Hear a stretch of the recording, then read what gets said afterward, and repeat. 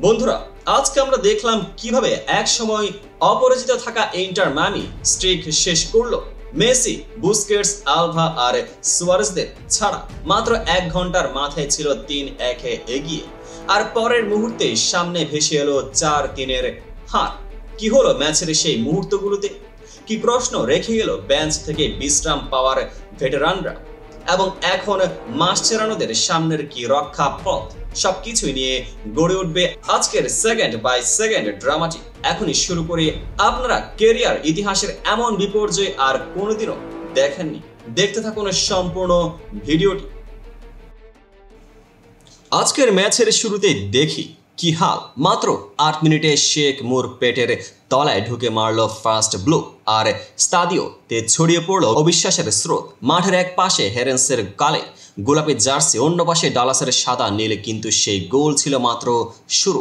তবে 5 মিনিটের মধ্যেই অল ডিফেন্ডার মুরের অনপ্রত্যাশিত আত্মঘাতী গোলে ফের লেগে বাড়ল স্পন্দন, যখন তার নিজে ফাঁকা গেটের সামনে ইয়াফ্রের ক্রস ধরা যুদ্ধের নামে ভুলবশত নেড়েছিল। ফলে ইন্টার মায়ামি মাত্র 13 মিনিটের সমতা ফিরিয়ে আনলো, আর ভক্তরা ভাবলো এবার জয় শুধু সময়ের বিষয়। ঠিক 18 মিনিটের মাথায় এলেন ওবান্দো প্রথম মেজর গোল এমএলএসে হালকা স্পর্শে বলকে ঢুকালেন জালের কোণে। এই মুহূর্তে মনে হচ্ছিল মেসিবিহীন এই দলও যেন অন্যদের মতো ফুটবল করে আর সব প্রতিযোগিতাকে ঝাঁপিয়ে ধরবে।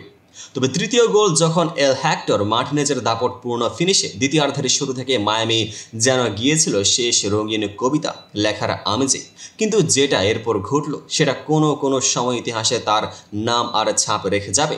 60 মিনিটে ওসাজে উরুহাইডের দুর্দান্ত লেগ শটে শিবির হলো দারুণ নাচ, আর 74 মিনিটে আন্ডারসন হুলিও হাতে নিয়ে আনলেন 3-3 সমতা। কতটা নজর কাড়া লাবাঝাপ্পা মারলেন সেটা বর্ণনায় ফেলা যাবে না। এবং সবশেষে পেদ্রিনহো জয় আনতে নামা সাইলেন্ট স্ট্রাইকার মহৎ হাতে আর খোল্ড খেবেকাতে সাজিয়ে নিল চূড়ান্ত পাঞ্চ।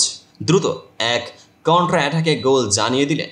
4-3 সুবিধে ফিচার করলো ডালাসকে। এদিকে মিয়ামির সাপোর্টাররা উন্মুক্ত। তবে যারাই খেলা দেখেছিলেন যুদ্ধ শেষের এই ড্রামায় যেন অনেকেই দাঁড়িয়ে চুপ ছিলেন কেবল।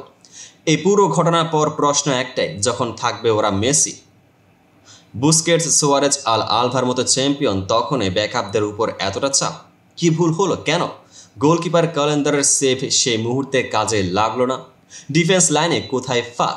মিডফিল্ডে কি খেলছে পরিকল্পনা, নাকি শুধুই স্পিরিটের উপর জোয়া? ম্যাচের পর মাসচেরানো বললেন, আমরা পরিকল্পনা করেছিলাম তাদের রেস্ট দিতে, কিন্তু পারফেক্ট ম্যাচের বদলে পাওয়া গেল গর্ত। এখন আমাদের কনকাকাফ চ্যাম্পিয়ন্স কাপের কাঠখোট্টা শুধু নিতে হবে। সত্যি এই ফর্মে তারা কিভাবে ভ্যাঙ্কুভারে হারাবে? মনস্তত্ত্ব কি বজায় থাকবে? সবশেষে হেরন্সের ভোক্তা হিসেবে আমরা দেখলাম ফুটবলের মজা, যেখানে বড় নাম মানেই বড় নিরাপত্তা নয়। কখনো সাপোর্টারদের চোখে দেখা বিশ্বাস আর বিশ্বাসঘাতকতার দূরত্ব যেমনই দ্রুত, ফুটবলও ঠিক তাই। এই নৈরাশ্য থেকে শেখার একটাই পাঠ, টাইমও মিগ্রেশন ছাড়া কোনো দলেই বাঁচে না। বন্ধুরা, এই ছিল আজকের ম্যাচের তিক্ত গল্প। নিচের গন্তব্যে লিখুন আপনারা কি ভাবছেন, কি করতে হবে এখন ইন্টার মিয়ামিকে। আপনি কি মনে করেন মেসি ঘাটতি পূরণে অন্য কোনো স্ট্র্যাটেজি নিতে হবে? মন্তব্যে জানান। লাইক ও সাবস্ক্রাইব করতে ভুলবেন না, কারণ সত্যি বলতে এরকম ড্রামা আর দেখতে চাইলে এখনই বেল আইকন চাপুন। ধন্যবাদ। দেখা হবে পরবর্তী ফুটবল ড্রামায়। পেজটিকে ফলো করে পাশে থাকুন।